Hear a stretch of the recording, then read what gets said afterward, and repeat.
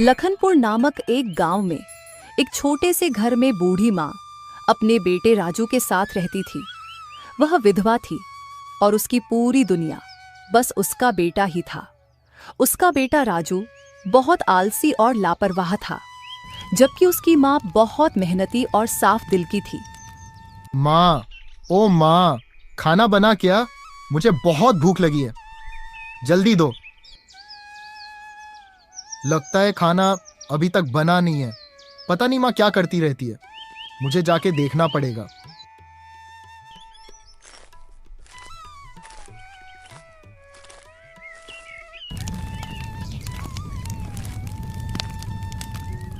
माँ, अभी तक खाना नहीं बना क्या? हाँ बेटा, बस बन ही गया। पर तूने आज खेतों में काम किया या नहीं?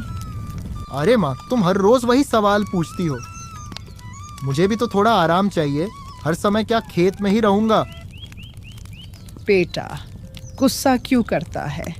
खेत तो हमारा जीवन है। अगर हम मेहनत नहीं करेंगे तो खाएंगे क्या? तुम हर बार यही पुरानी बातें करती हो। अरे आजकल ये खेत वेट में कुछ नहीं रखा है। गांव के सब लड़के शहर जा रहे हैं और एक तुम हो कि मुझे कहीं जाने नहीं देती। राजू अपनी माँ से अपनी नाराजगी जता के बाहर चला जाता है।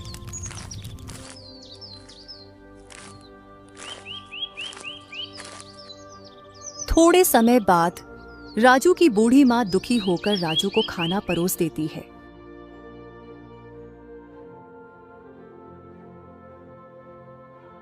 और फिर वहां से चली जाती है।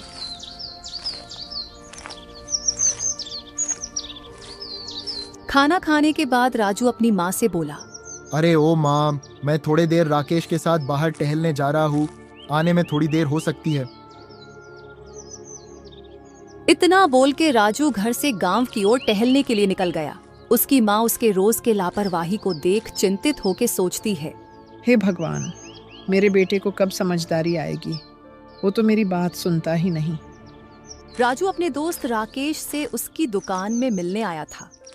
ये दुकान राकेश के पिता की थी, लेकिन वह भी कभी कभी दुकान चलाने के लिए दुकान में बैठता था। राकेश और राजू दोनों बचपन के दोस्त थे। राकेश थोड़ा सूझबूझ रखने वाला और जिम्मेदार लड़का था। राजू राकेश से बोलता है, अरे राकेश भाई, आज फिर दुकान में? क्यों, चाचा जी फिर से किसी काम में गए हैं क्या? अरे नहीं नहीं, तू तो जानता है आजकल बाबूजी की तबीयत कुछ ठीक नहीं रहती। अब उनकी उम्र भी तो हो गई है, इसलिए यार घर की जिम्मेदारी धीरे धीरे मुझे ही लेनी होगी। वैसे भी बाबूजी ने बहुत मुश्किलों से मुझे अकेले ही बड़ा किया है। माँ तो मेरी बचपन में ही गुजर गई थी। कुछ समय बाद जब अंधेरा होने को आया तो राजू घर लौटा।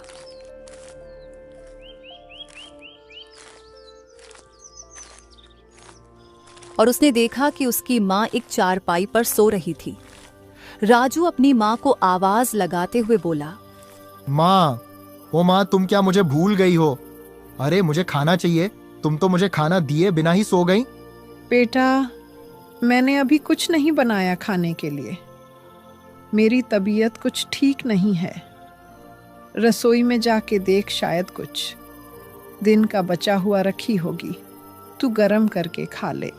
अपनी माँ के मुंह से यह सुनकर राजू बड़बड़ाते हुए रसोई घर में गया। ये मेरी माँ भी ना खुद भी कुछ नहीं खाई और मेरे लिए भी कुछ नहीं बनाया। ये सब सोच के राजू रसोई में दिन का बचा हुआ कुछ खाना खाकर सोने जाता है।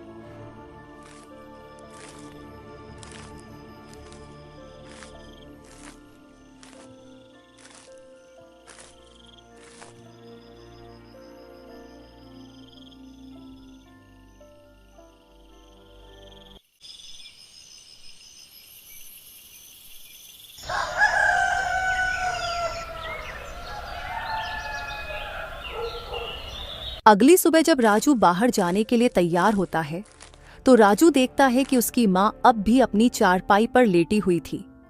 राजू यह देखकर अपने मन में सोचने लगता है। अरे आज माँ को क्या हुआ? इतनी देर तक तो माँ नहीं सोती है। माँ तो मुझसे भी जल्दी उठ जाती है। राजू ये सब सोच ही रहा था कि तभी राजू की माँ अचानक उठ के राजू से बोलती है। बेटा, मेरी तबीयत ठीक नहीं लग रही, तू मुझे थोड़ा गर्म पानी दे दे। माँ मुझे बाजार जाना है, तुम खुद ही ले लो। मैं रोज रोज तुम्हारी सेवा नहीं कर सकता। बेटा, जब तू छोटा था तब मैं पूरी रात तेरी देखभाल किया करती थी। आज तू मेरी इतनी छोटी सी मदद भी नहीं कर सकता? माँ, मुझे अपने दोस्तों के साथ घूमने जाना है। तुम हर बार मुझे रोकती क्यों हो? बेटा, माँ बाप के बिना सब कुछ अधूरा होता है, पर शायद तुझे मेरी बातें अभी समझ नहीं आएंगी। राजू अपनी माँ की बातों को अनसुना कर बाहर चला जाता है।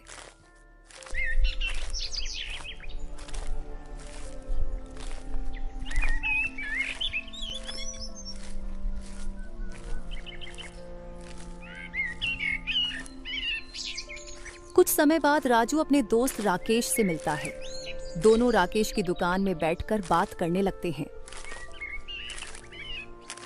अरे राकेश भाई, हमारे हमउम्र के लगभग सभी किसी न किसी काम से गांव के बाहर गए हैं और एक हम हैं जो इसी गांव में खेती मजदूरी कर रहे हैं।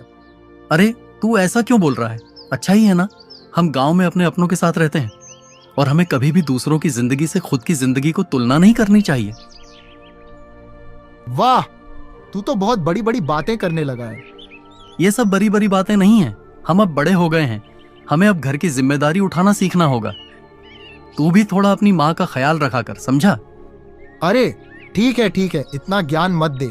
अभी मैं चलता हूँ, मुझे बहुत भूख लगी है। राजू ये बोल के चिड़चिड़ा मन से घर को लौटता है।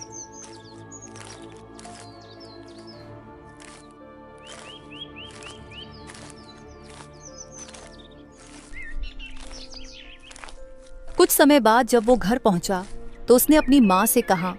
माँ, अरे ओ माँ, कहाँ गई तुम? मुझे बहुत जोर की भूख लगी है, खाना दो जल्दी। उसकी माँ रसोई से बाहर आके बोली। अरे, तू क्या सिर्फ खाना खाने के बारे में ही सोचता है? तूने एक बार भी इस बीमार माँ के बारे में सोचा भी है? मेरी उम्र हो गई है, अब मैं तुझे ऐसे घर में बैठा कर नहीं खिला सकती। अरे सीख कुछ अपने दोस्त राकेश से, कितना जिम्मेदार लड़का है वो। राजू को अपने माँ के मुंह से ये सब सुन के गुस्सा आया और बोला। ठीक है, फिर चला जाऊंगा मैं घर छोड़कर, रहना फिर अकेले ही। वैसे भी दिया ही क्या आप लोगों ने? बाबा तो नशा कर करके बीमार होकर गुजर गए। रखा ही क्या मेरे लिए यहाँ? बस एक जमीन का टुकड़ा। ये बोलकर राजू गुस्से में घर छोड़कर चला गया और गांव के मंदिर में ही आज का दिन गुजारने की सोची। जब वह मंदिर पहुंचा तो उसे मंदिर के पुजारी जी मिले। पुजारी जी ने राजू से कहा। अरे राजू, तू यहाँ क्या कर रहा है? तू तो ज्यादा मंदिर ही नहीं आता, तो आज यहाँ कैसे? अरे पंडित जी, ऐसा कुछ भी तो नहीं है, मैं तो बस पूजा करने आया था। राजू पंडित जी को अपनी माँ के साथ हुई झगड़े के बारे में कुछ नहीं बताता है और मंदिर से चला आता है।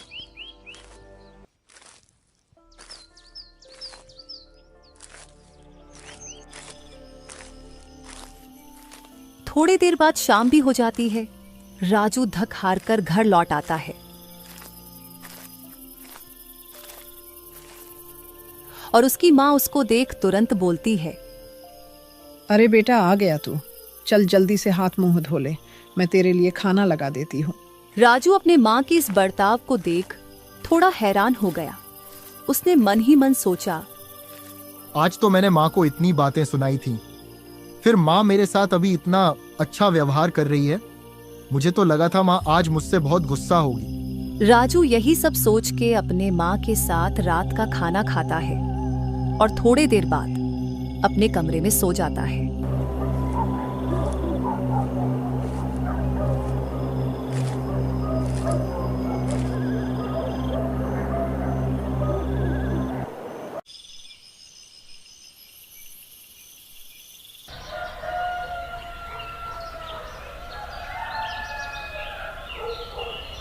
अगली सुबह राजू फिर से राकेश की दुकान में जाता है।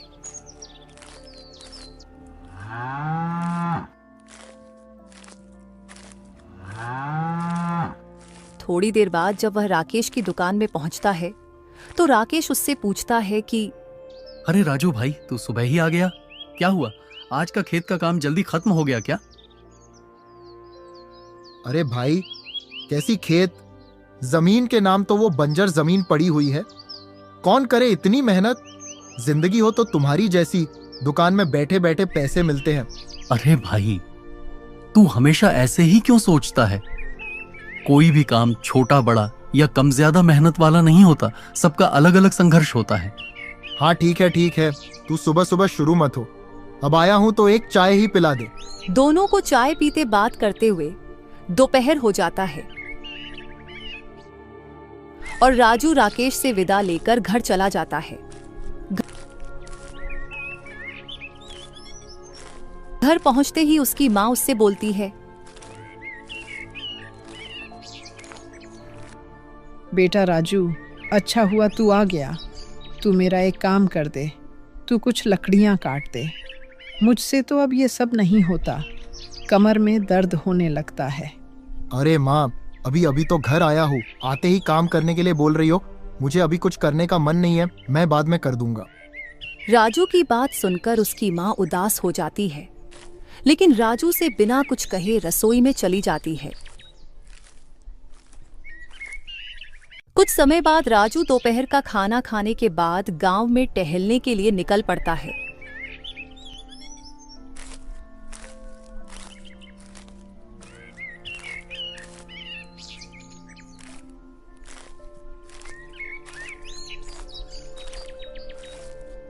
रास्ते में उसको भूपति नाम का एक जमींदार मिलता है।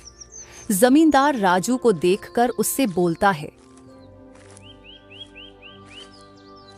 अरे राजू, कहाँ इधर उधर भटक रहा है?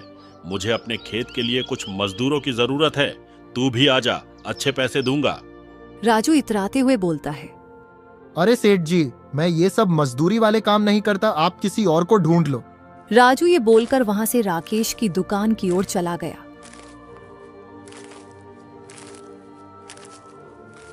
राकेश राजू को देखकर पूछता है, अरे राजू भाई, तू अभी थोड़ी देर पहले ही तो यहाँ से गया था ना, अभी फिर से आ गया? अरे कुछ अपनी उस बूढ़ी माँ की भी मदद कर लिया कर, ऐसे दिन भर मत घुमा कर भाई। अरे अब तू शुरू मत हो यार, सब लोग तो बस मुझे ही सुनाते रहता है। अरे सहन से जीने भी दोगे तुम लोग? अरे तू गुस्सा क्यों कर रहा है? मैं तो तेरे ही भले के लिए बोलता हूँ।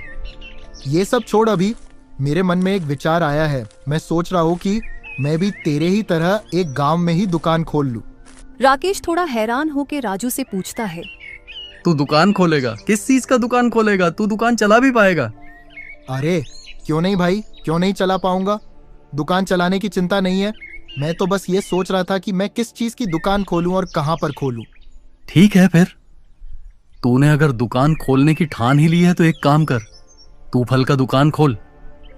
हमारे गांव में कोई भी फल की दुकान नहीं है।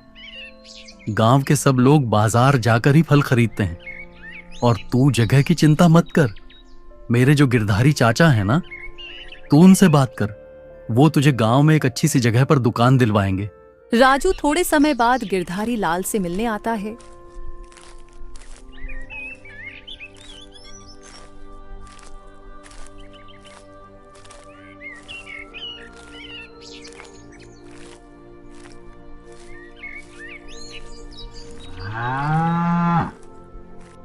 चाचा, अरे ओ गिरधारी चाचा, थोड़ा बाहर तो आइए, आपसे कुछ बात करनी है।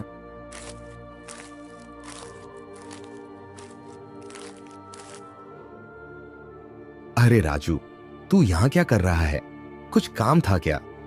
हाँ चाचा, राकेश ने बताया कि आप ही मेरी मदद कर सकते हो। मुझे गांव में एक दुकान खोलनी है और मुझे एक अच्छी सी जगह चाहिए थी। अरे वाह, ये तो अच्छी बात है। आखिर तू भी जिम्मेदार लड़का बन ही गया है। ठीक है, मैं कुछ इंतजाम करता हूँ, लेकिन हाँ, दुकान का भाड़ा हर महीने समय पर देना होगा। ठीक है, मुझे मंजूर है। आपको बहुत बहुत धन्यवाद। ऐसे ही कुछ दिनों में राजू इधर उधर से कुछ पैसे जुटाकर दुकान खोल लेता है।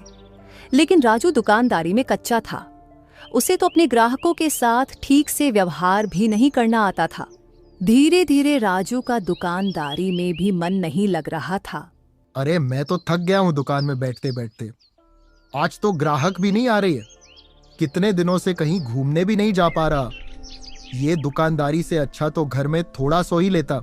ये सब सोच के राजू दुकान बंद करके घर की ओर निकल गया।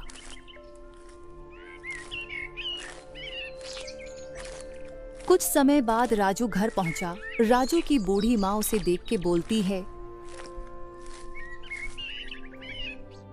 बेटा राजू, तू आज इतनी जल्दी घर आ गया। आज क्या बिक्री अच्छी हुई है? क्या खाक बिक्री? दुकान में तो एक भी ग्राहक नहीं है। लगता है आजकल के लोग फलों का लुत्फ उठाना भूल गए हैं। ऐसे में पूरा दिन दुकान में कौन बैठेगा? इतने अच्छे से तो घर में थोड़ा आराम ही कर लिया जाए। वैसे भी आज मौसम अच्छा नहीं लग रहा। लगता है बारिश होने वाली है। ठीक है फिर, आज तू थोड़ा आराम ही कर ले। बारिश भी होने वाली है। लेकिन बेटा, कल याद से दुकान में चले जाना। तू ऐसे रोज रोज आराम के बारे में सोचेगा तो कैसे चलेगा? बहुत मुश्किलों से तो तुझे ये दुकान मिली है। इसे अपनी आलस की वजह से हाथ से मत जाने देना। हाँ माँ, ठीक है। तुम इतनी चिंता क्यों करती रहती हो? अभी तुम यहाँ से जाओ, मुझे थोड़ा आराम करने दो। ये बोल के राजू अपने चारपाई में लेट जाता है और उसकी माँ खाना बनाने के लिए रसोई चली जाती है। और तभी हल्की हल्की बारिश भी होने लगती है। एक दिन जब रामू नाम का एक व्यक्ति उसकी दुकान में आया। अरे राजू, मुझे कुछ फल चाहिए थे रे। तू कुछ अच्छे फल निकाल दे मुझे। एक काम कर, मुझे 1 दर्जन केले और 1 किलो सेब दे। लेकिन ये तो बता, सेब कितने किलो हैं? अरे चाचा, क्या दाम के बारे में पूछते हो? गांव के लोगों से क्या ज्यादा पैसे लूंगा? आपको सिर्फ 200 रुपए किलो के भाव में दे दूंगा। अरे अरे, पागल हो गया है क्या? इतना दाम किस बात का भाई? बाजार में तो 150 रुपए किलो मिलता है। तू तो यहाँ गांव वालों को लूट रहा है रे। अरे ओ चाचा, लेना है तो लो वरना निकल लो। ये लूटने की बात मत करो, ठीक है? हाँ हाँ, जा रहा हूँ। वैसे भी कौन ही तेरी दुकान से फल खरीदेगा? रामू राजू की कड़वी बातें सुन के वहां से चला जाता है। राजू के ऐसे रूखे व्यवहार की वजह से गांव के लोगों ने उसकी दुकान से फल खरीदने आना बंद कर दिया था। परिणाम स्वरूप उसकी दुकान के फल खराब होने लग जाते थे। दुकान में बिक्री नहीं होने के कारण वह दुकान का भाड़ा भी नहीं दे पाता था और उसने गांव के कई लोगों से उधार भी ले रखा था। गांव के लोग उससे बार बार उधारी के पैसे मांगने आते थे और उसको धमकी भी दे जाते थे। अबे ओ राजू, नालायक कहीं का, कब देगा हमारे पैसे? पैसे दे, नहीं तो तेरा ऐसा हल करूंगा कि तुझे कोई पहचान भी नहीं पाएगा। कुछ दिनों बाद दुकान का भाड़ा ना भरने की वजह से उसकी दुकान बंद करवा दी गई। लेकिन वह इतना लापरवाह लड़का था कि उस पर इन सब चीजों का कुछ प्रभाव नहीं हो रहा था। एक दिन जब राजू गांव में ऐसे ही घूम रहा था तो उसको रास्ते में 2 लोग घेर लेते हैं और उसको धमकी देते हुए बोलते हैं, अबे ओ राजू, बहुत हो गया तेरा। सीधे सीधे हमारे पैसे वापस कर, नहीं तो तुझे बहुत पीटेंगे और सारा पैसा यहीं वसूलेंगे। अरे अरे भाई, इतना गुस्सा मत करो। मैं आज ही तुम लोगों का पैसा वापस कर दूंगा। ठीक है, आज शाम तक पैसे मिल जाने चाहिए, नहीं तो तेरा बुरा हाल कर देंगे। राजू उन लोगों की बात से बहुत डर जाता है और परेशान होने लगता है। तभी उसके मन में एक ख्याल आता है। माँ के पास कुछ गहने हैं, मैं जाकर फिलहाल उनको लेकर जमींदार के पास गिरवी रखकर गांव वालों का उधार चुकता कर देता हूँ, नहीं तो मेरी बहुत पिटाई होगी। ये सब सोच के राजू अपने माँ के गहने चुपचाप चुरा कर जमींदार के पास गिरवी रखने जाता है।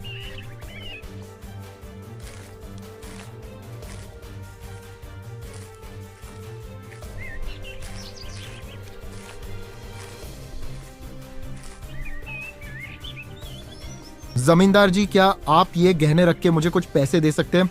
मुझे पैसों की बहुत जरूरत है। क्यों रे राजू, उस दिन बड़ी डींगे हाँक रहा था, अब क्या हुआ? अब क्यों गहने गिरवी रखने आया है? अरे उस दिन के बातों को भूल जाइए ना, मुझे पैसों की बहुत जरूरत है। आप ये गहने रख के मुझे पैसे दे दीजिए ना। ठीक है, तू इतना जोर दे रहा है तो मैं तुझे पैसे दे देता हूँ।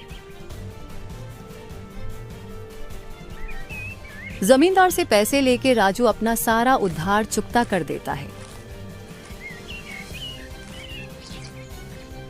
ये लो तुम लोगों के पैसे, अब दोबारा पैसे मांगने मत आना। हाँ हाँ, हमें भी कोई शौक नहीं है तुझसे पैसे मांगने का, हम तो अपने हक के पैसे मांग रहे थे। ऐसे ही कुछ दिन बीत जाते हैं। एक दिन जब राजू की माँ अपनी अलमारी देखती है तो उसे अपने गहने नहीं मिलते। गहने नहीं मिलने पर वह बहुत परेशान हो जाती है और हड़बड़ाते हुए राजू को ढूंढने गांव में निकल जाती है।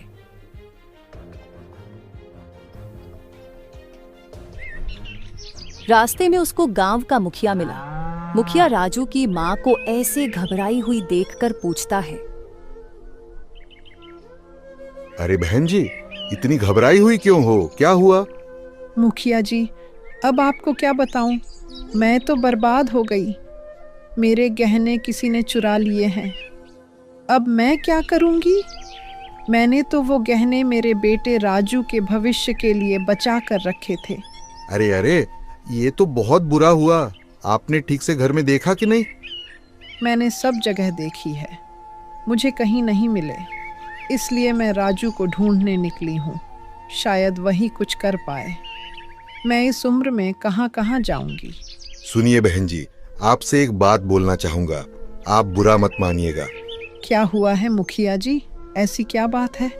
मुझे लगता है राजू ने ही गहने लिए होंगे।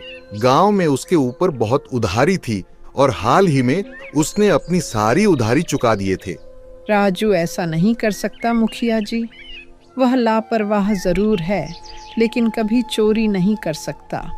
राजू की बूढ़ी माँ मुखिया की बातें सुनकर उदासी भरे मन से घर लौट गई।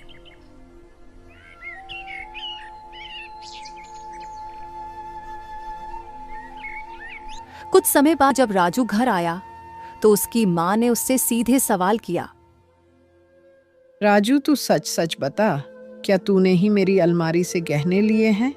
अपने माँ से ये सुनने के बाद राजू कुछ भी नहीं छुपाता है और अपनी माँ को सब कुछ बता देता है। राजू के मुंह से यह सब सुनने के बाद उसकी माँ उससे गुस्से में बोलती है, अरे नालायक, तू अब अपने ही घर में चोरी भी करने लगा? क्या मैंने तुझे यही संस्कार दिए थे? अब मैं तुझे क्या ही दोष दूं? मेरे ही भाग्य खराब थे जो मुझे तुझ जैसा नालायक बेटा मिला। अपने माँ के मुंह से यह सब सुनने के बाद राजू गुस्से में घर से निकल जाता है और जाकर राकेश की दुकान में बैठता है। राकेश उसको देखकर उससे पूछता है, राजू तू इतने गुस्से में क्यों है भाई? मत पूछो यार, मेरा जिंदगी तो नर्क बन गया है। रोज रोज माँ मेरे साथ झगड़ा करती है और आज तो हद ही हो गई। माँ को मैंने सब कुछ सच बताया, फिर भी माँ ने मुझे बहुत कुछ सुनाया। अरे हुआ क्या वो तो बता पहले। देख भाई, तू तो जानता ही है मुझसे दुकानदारी नहीं हुई और मुझ पर कितना उधारी आ गया था। इसीलिए मैंने अपनी माँ के गहने गिरवी रख के सारे उधारी चुकता कर दी। और वैसे भी माँ तो वो सारे गहने मेरे लिए ही रखे थे ना। अब मुसीबत के समय में वो गहने मैंने अगर इस्तेमाल कर ली तो क्या गलत किया? मेरे घर वालों ने मेरे लिए आखिर किया ही क्या है? जायदाद के नाम पे सिर्फ एक टुकड़ा जमीन और बस थोड़े से गहने। जब उससे मेरा कुछ भला हुआ तो उससे भी माँ को दिक्कत है। मैं तो तंग आ गया हूं माँ से। तू पागल हो गया है क्या? कुछ भी बोले जा रहा है। अरे तेरी माँ तो तेरे भले के लिए ही बोलती है ना। तूने वो गहने लिए नहीं, तूने वो गहने चुराए हैं। और चोरी करना अच्छी बात होती है क्या? तू कभी नहीं समझेगा माँ की कीमत। मुझसे पूछ, माँ के बिना कैसा लगता है? तू तो हमेशा मेरे माँ की ही पक्ष लेता है। तू मेरा दोस्त है या नहीं? राजू जब यह सब राकेश से कह रहा था तो राकेश का पिता भी यह सारी बातें सुन लेता है और वह राजू से बोलता है,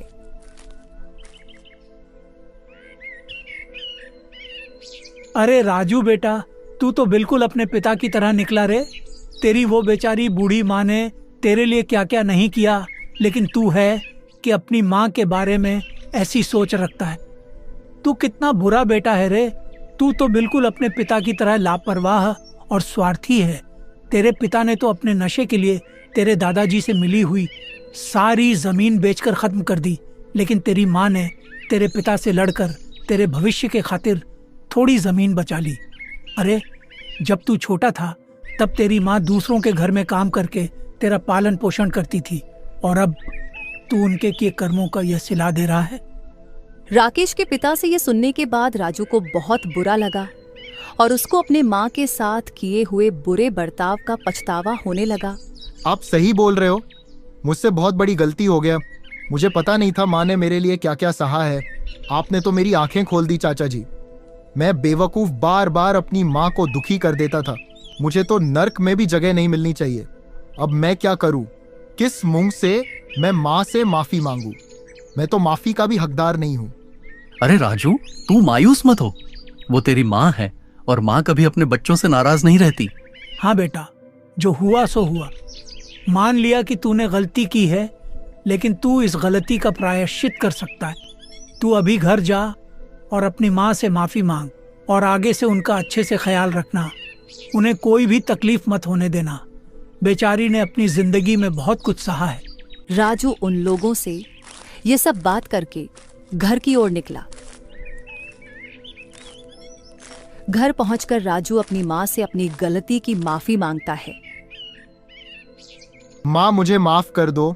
मैंने बहुत गलतियां की है। मैंने आपको बहुत ठेस पहुंचाई है, लेकिन माँ अब से आपको कुछ भी तकलीफ नहीं होने दूंगा, और मैं आपके गहने भी वापस लाऊंगा। माँ, मैं रोज बहुत मेहनत करूंगा। कोई बात नहीं बेटा, देर से ही सही, तू समझा आखिर। लेकिन बेटा, तुझे मेरे लिए कुछ भी करने की जरूरत नहीं है। मैं तो तेरे भविष्य को लेकर चिंता करती हूँ, इसलिए तुझे काम करने के लिए बोलती हूँ। मेरा क्या है, मैं तो अब बूढ़ी हो गई हूं ना। तू तो बस मेरे साथ अच्छे से बातचीत कर लिया करना और मुझसे कभी दूर मत जाना। यही मेरे पास रहकर जो भी तू कमाएगा उसी में मैं खुश रहूंगी। ये सब बात करते हुए दोनों माँ बेटे की आंखों में आंसू आ रहे थे।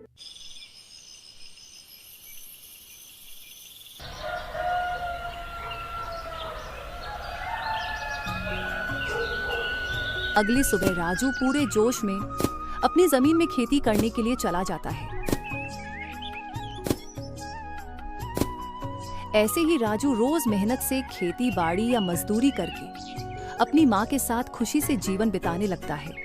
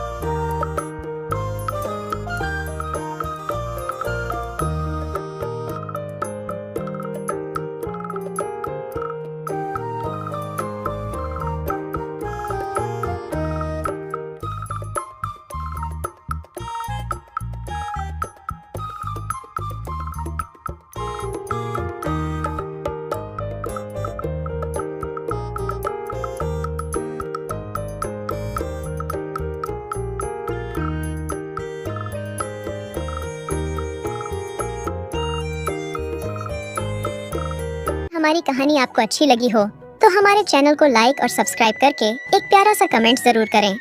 Thanks for watching.